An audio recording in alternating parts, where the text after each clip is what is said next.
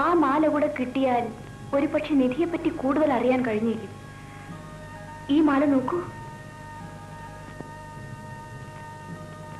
ഓം ഹ്രീം നമഃ. ഭുവനേശ്വരി ക്ഷേത്രത്തിലെ നിധിക്ക് വേണ്ടി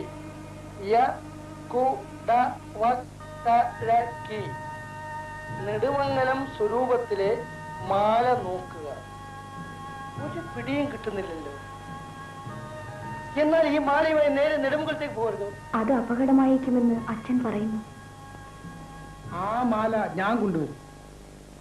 ആ നിധിക്ക് വേണ്ടിയല്ല, എന്റെ ഈ നിധിക്ക് വേണ്ടി തന്നെ ഞാൻ കാത്തിരിക്കും. മങ്കമ്മറാണിയുടെ അരമനയിൽ ചെന്ന് പെടാനും ആ മാല കൈക്കലാക്കാനുമുള്ള മാർഗങ്ങളൊന്നും വ്യക്തമായി തെളിയുന്നില്ല. ഞാനും അത് തന്നെയാണ് ആലോചിക്കുന്നത്. അല്ല, ഇതാര് കൊച്ചമ്മോ? പിന്നെ ഇന്ന് എനിക്കധികം സംസാരിക്കാൻ സമയമില്ല, ഉടനെ പോകണം. എന്താ ഇത്ര ധൃതി? കാര്യം പറ കൊച്ചമ്മോ. അറിഞ്ഞ വർത്താനം, നാളെ രാത്രി തമ്പുരാട്ടി മങ്കമ്മറാണിയുടെ അന്തഃപുരത്തിൽ അരക്കണം വരുന്നു.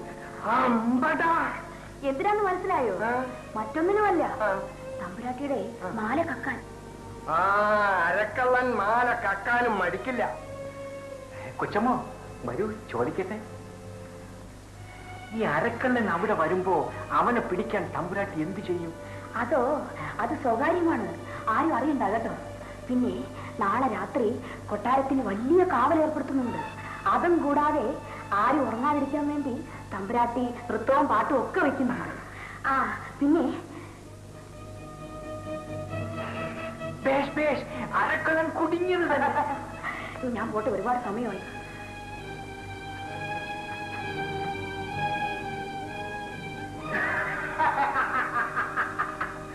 അരക്കള്ളോ, ഇപ്പൊ കാര്യം മനസ്സിലായില്ലേ?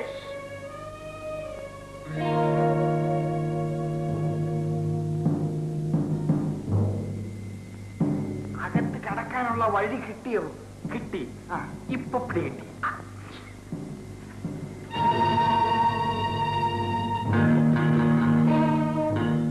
നെടുമംഗലത്തെ ആ മാല ഒരിക്കലും അരക്കള്ളന് കിട്ടില്ല. വെറുതെ ശ്രമിക്കണ്ട. മുക്കാൽ കള്ളൻ. മുക്കാൽ കള്ളൻ? അതാരാ? കടുവായെ പിടിക്കുന്ന കടുവായി? ആരാ ഈ മുക്കാൽ കള്ളൻ? ശരി, കാണാം.